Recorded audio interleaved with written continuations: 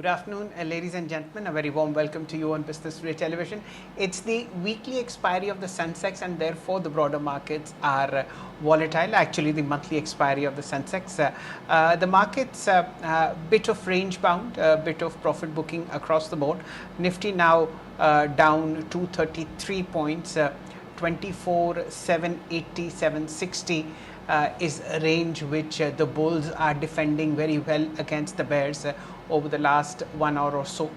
We had a brief volatile period in which the Nifty went all the way up to 24,960, but selling pressure, option selling happening at those levels, and the market again reacting adversely. So far 24,750. So a sell has been triggered. The Nifty is now down 1%. Nifty IT is down about 1.5%. Bank also down 337 points. Very volatile day for the markets today. When you look at the broader indices apart from the Nifty and the Bank Nifty, you have the advanced decline ratio now favoring bears. 1,087 shares in the green versus 1,400 in the red. When you look at the 19 indices that we track, only 3 are in the green, which are the PSU Banking Index, the Nifty Alpha Index, Alpha 50 Index, and the Realty Index. IT Index is the top loser, 1% down. And this is the state of play in the last 1.5 hours of trade as far as markets are concerned. 3 major block deals happening today. Promoters of Indigo selling stake worth 12,300 crore rupees. Promoters of PG Electroplast selling about 5% of their company. Volume so far about 77,775 crore rupees. And BEML, a lot of activity happening on this side. A day which belongs to mostly defense counters on the green side, but overall you've seen a nice bout of profit booking happening in the market. We are now joined by Mr Anshul Sehgal. He's the Chief Investment Officer and founder for Seagel Capital Advisors, based out of Mumbai. Runs his own family office and was earlier with Kotak Asset Management. Namaste to you, Anshulji. A very warm welcome. A bit of a red tick on the Nifty. For value pickers such as you, these are good days. You get good quality stocks available cheaply. Namaste, Shalindraji. Such a pleasure to be speaking with you. Yes, this is an interesting phase of the markets. We, towards the end of last year, had witnessed significant rally in the markets, and particularly in the broader markets, where we saw that ownership as also valuations both were stretched. That eased off to some extent in the first quarter of this year, and then we've seen somewhat of a reversal from the downtick in the first quarter of this year. And markets remain volatile as we are seeing today. There is nervousness around many issues, ranging from tariffs to wars, as also growth expectations going forward. But our assessment is that India is in a long-term secular growth trend, and periods of volatility should be seen as periods of opportunity, because it is in times of such volatility that you get the right valuations to get into companies, particularly quality companies. And that was really one such period in the first quarter of this year. Some of that is playing out today as well.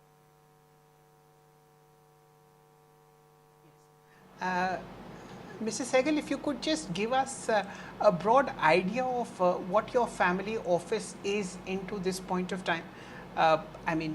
You've managed other people's money. I'm sure you are as cautious, if not more, with your own money. So how is the family office deployed at this point of time? Firstly, between equity and debt, and then let's take it within equity.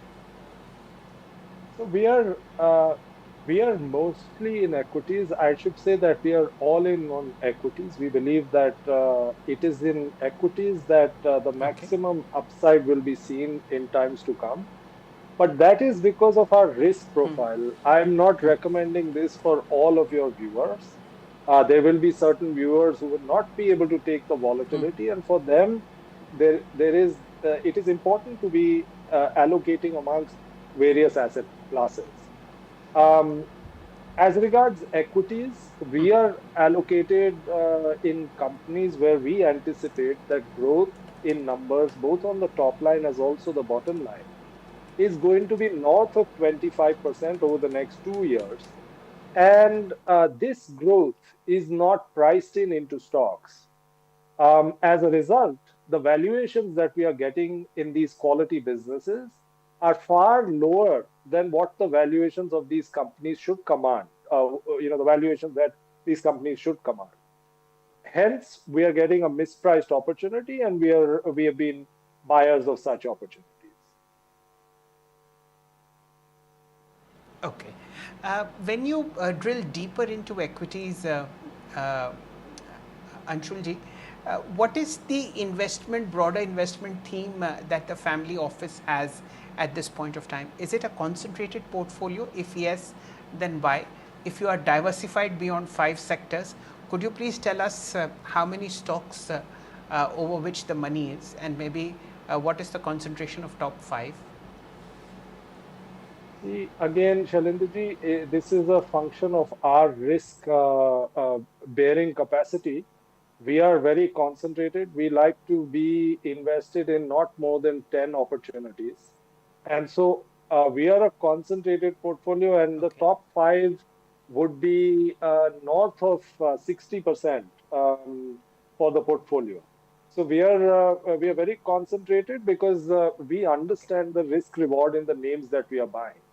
We understand where is it that growth is Correct. going to beat expectations, and hence downsides are limited.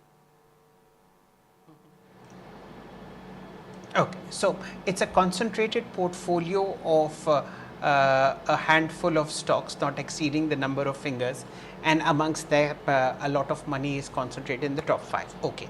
Now, Anshulji, how does this go ahead? Are these positions that are for the medium term? Because it's a concentrated portfolio, therefore, I presume you are tapping into growth and trying to tap that growth for maybe a period of uh, at least 3-4 years. What is the general underlying rule of your holding structure? I meant holding In period. Got it. In That's a very valid question, Shailendraji, and a very important one, not just for me, for any portfolio manager. There are three types of broad opportunities that we seek. One is what Warren Buffett calls cigar butts, where the company may be average, but the valuations are highly lucrative. And there is that last cigar puff that remains in this cigar, which you want to take and then sell out this opportunity. This is not a name that you hold for the long term. So, a small portion of our portfolio Yes. will be, say, Yes. 10 or 10 to 12% will be in such opportunities. Then there are special situations, particularly companies which are looking at demergers, corporate action, where we anticipate because of such demergers, value will get created. These will be a large chunk of the portfolio, say 40 to 50% of the portfolio. And finally, we look for long-term Okay. compounders, companies where we anticipate Okay. that their competitive advantages are so strong that these are companies which will keep compounding their returns over a long period of time and at high rates, north of 20% return on capital employed. Okay. Such businesses will again be in the range of 40 to 50% of the portfolio. That is how we are structured in this portfolio, and we are sector agnostic, really. Okay. I was just checking your profile on LinkedIn, and you have your left hand on the left shoulder of Mr. Warren Buffett. I'm sure that's a cutout, but that necessarily shows the kind of investment ideas that you have in your mind. Am I right? Absolutely, Sharendraji. He has been a great influencer, and I've learned a lot. I consider him to be my guru, him and Charlie Munger. Okay. And I've learned a lot from them, and it was my privilege to be at Omaha this year to witness his retirement speech Okay. at the Berkshire AGM. So I was privileged to be there, and I was grateful to have learned so much from him and for his wisdom to be shared in such abundance. Okay. Now, share his wisdom with us, Anshulji. Paint us a picture of where Indian markets are headed from now on. We seem to be now in an upward trajectory given the cut in interest rates, given the fact that the tariff tantrum is behind us. This India Pakistan imbroglio is also over. How do you, what kind of a feeling do you see, do you have when you see, prices in the Lal Street these days? Are they frothy? Do you feel good when you look at some stocks that probably you wanted to buy? What's the general pulse according to you? Shailendra let me break the answer into two parts. One is the macro picture on the country, and not just from the context of equity markets, but the macro economy. And a second is the bottom up picture that we are witnessing stock wise and company wise. If we look at the country top down and we look at what kind of trajectory we've traversed over the last, say, 10 odd years, we used to be termed as one amongst the fragile five economies globally. And I was looking at some numbers at the time of, say, 2013-14, when we were termed as the fragile five economy, we had a differential in GSEC rates between 10-year bonds of India and 10-year bonds of US of somewhere close to 6%. That number has compressed to 1.5%.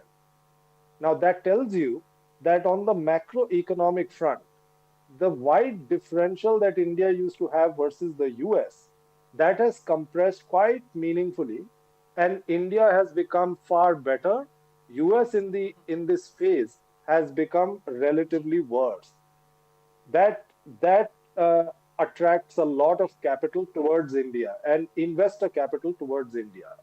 That is on the macro front, that India has really become one amongst the strongest economies from fragile five to today. Now let's look at the bottom up picture. When I meet with companies, and particularly companies in the broader markets, the sense that I'm getting in sector after sector, from capital goods to retail to distribution companies to some CDMO pharma companies, the picture that is emerging is that in the next 3 years, most of these companies are gearing for at least anywhere from 50 to 100% upside on revenues. Many companies are building 100% increase in revenues over the next 3 to 4 years. And that will have a commensurate trajectory on the bottom line as well. Now, look at both these things together, the macro picture and the bottom up picture. To us, India looks as the most lucrative market globally. FIIs have been lean on India. Valuations have come off in the first quarter of this year. Ownership of stocks has come off, and that makes the market quite light. We believe that if you're an investor for the next, say, 2 to 5 year period, there is no better market in the world than this country's market, and there will be tremendous amount of wealth that will be created here. I will pause here. I have certain more points to give, but I'll wait for your query and then I'll address those. I'll give you more points. Okay, fair point. So, with this background, let's drill a little deeper. There are two sets of the market at this point of time.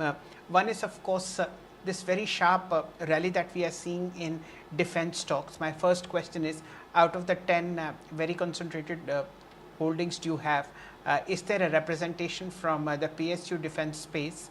And if no, how do you see the space?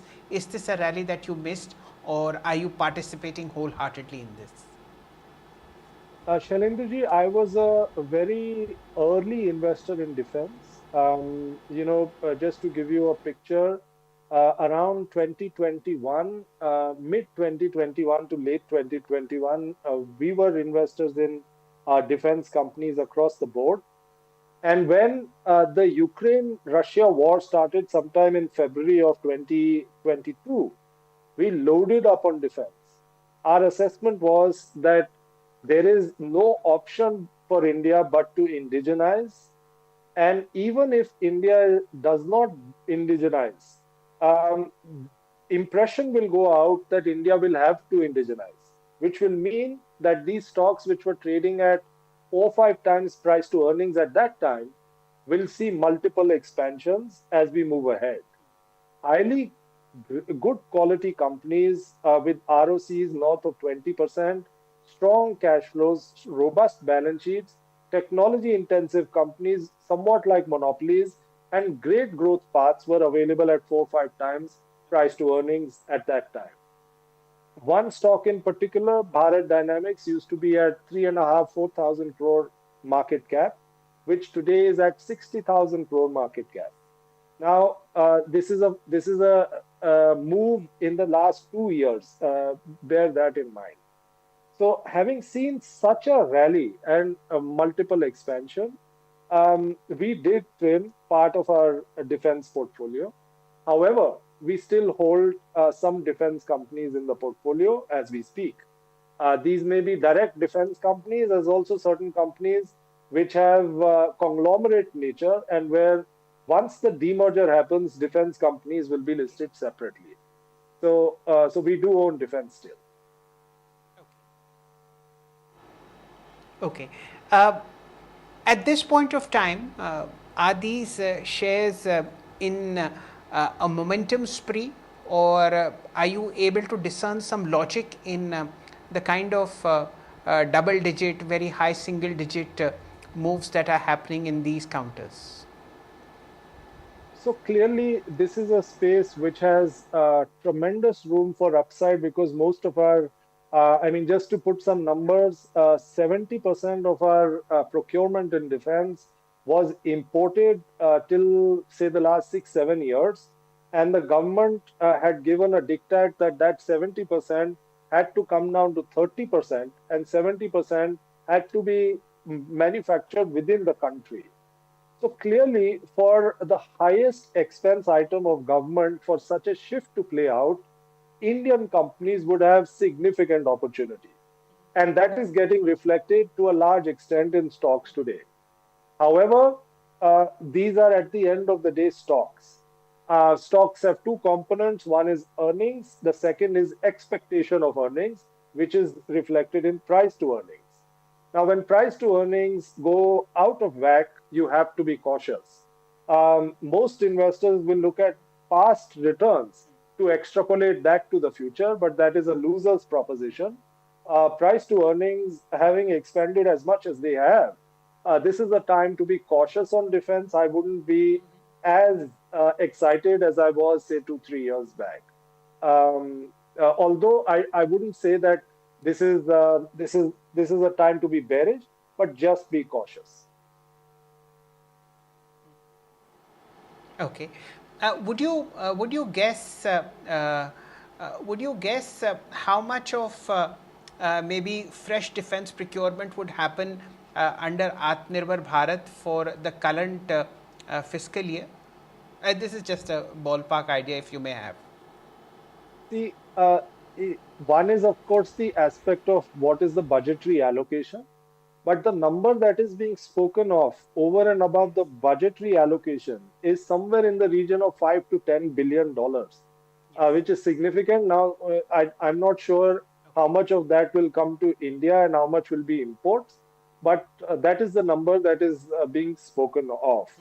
Now, I wouldn't really, again, base my thesis on this one-time item of procurement because this is colored by what has happened in recent times, the recent skirmish.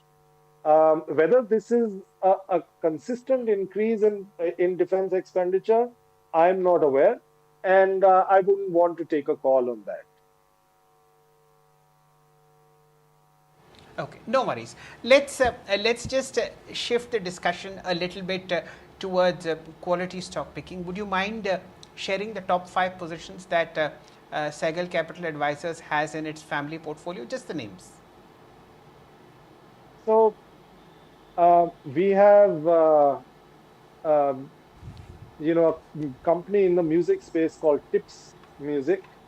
It is an owner of it Yes. has a library of music, and it's a very high ROIC business, nearly 350% ROIC, and that combined with high growth estimates and guidance, the company suggests that it will grow revenues and profitability by about 30%. Now that means that you're getting a high quality business at with high growth dynamics at around 30 times price to earnings. Such businesses have a tendency to actually get re-rated to as much as 70 to 100 times price to earnings if the if the growth path remains as robust. Uh, Hence, of course, we were investors in this name way back, and so we've made a ton of money. But the point is that even here, if this trend continues, then this should be a strong bet for the future. Um, Aside from this, we have a holding in one company which provides plastic lab uh, equipment to CDMO and pathology companies, a company by the name of Tarsons. Now that company has seen a significant derating in the recent past. Even from its IPO price, it saw a significant derating, and we have been buyers over the last 1 quarter. Our belief is that that trend in market weakness is behind us, and from here, the market should provide support, as also this company's business dynamics are such that it should witness strength going forward as a result of enough capacity being available for this company to grow. Revenues could more than double in the next 3 years, as also margins could expand, in our judgment. So these are some names that we have in the portfolio.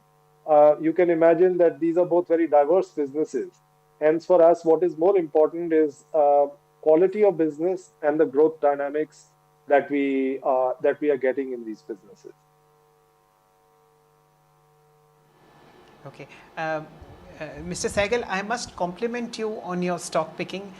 One, it's unusual, and two, it's diverse. Although the two stocks that you've named start with the alphabet T, so I'm sure there might be other stocks which don't share this alphabet, but we'll leave it for some other show.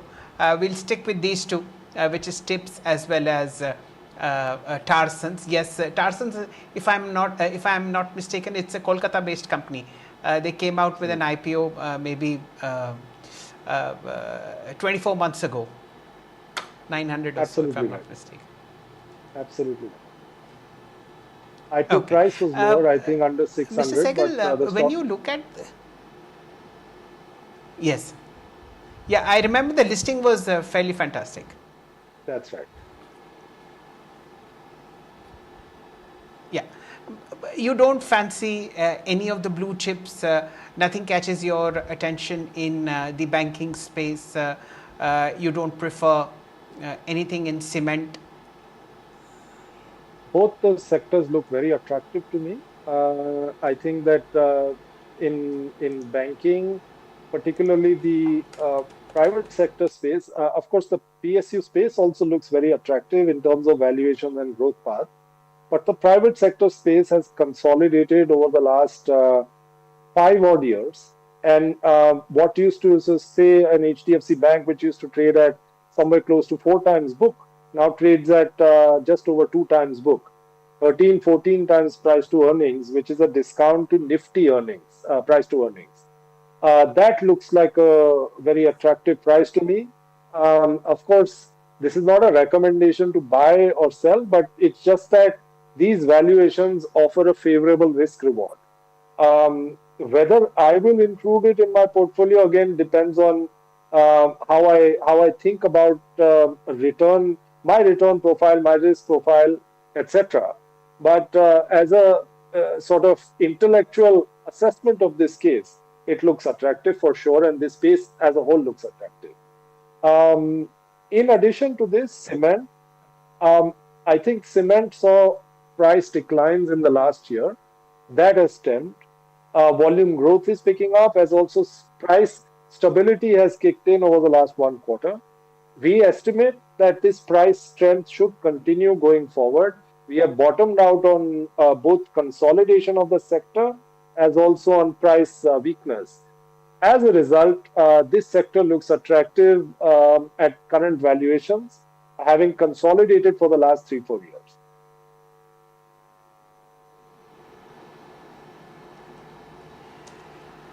Mr. Sehgal, it's been a very, very interesting chat over the last 25 minutes. Thank you so much for your time. And of course, we'll keep the music flowing via tips and hopefully never get to use the products of Tarsons. With that, let's call it a day. And here's wishing you a whole lot of luck with the stock picking. A whole lot of luck with stock picking. And we hope to meet in person. Yes, it will be my pleasure. That, ladies and gentlemen, was such a Mr. pleasure. Anshul Sehgal. Yes, the CIO and founder of Seagel Capital Advisors. The gentleman is an out-and-out stock picker and prefers to have a concentrated portfolio of about 10 stocks, in which the top 5 positions are even more concentrated. I hope you enjoyed the chat as much as I did, and the 2 stocks that we could come out from his side were Tips Industries, that's the top holding that he has, and Tarsons Products. Do study them and try and understand what goes behind the mind of Mr. Sehgal when he tries and picks such stocks. Thank you for watching. Stay glued. The Nifty is under tremendous selling pressure. 24,800 has been given off. The index is down 265 points. 400 points down on the Nifty Bank and 400 points down on the Nifty IT index as well. This is the weekly expiry of the Sensex today, actually the monthly expiry, and that's the reason why you see this selling pressure in the market. May has been phenomenal for the Nifty. It's added somewhere like 2.5% in the last 4 weeks, and let's see how the last 2 days of the Nifty's monthly expiry pan out, which is on Thursday. Thank you for watching. Be tuned with Business Today Television.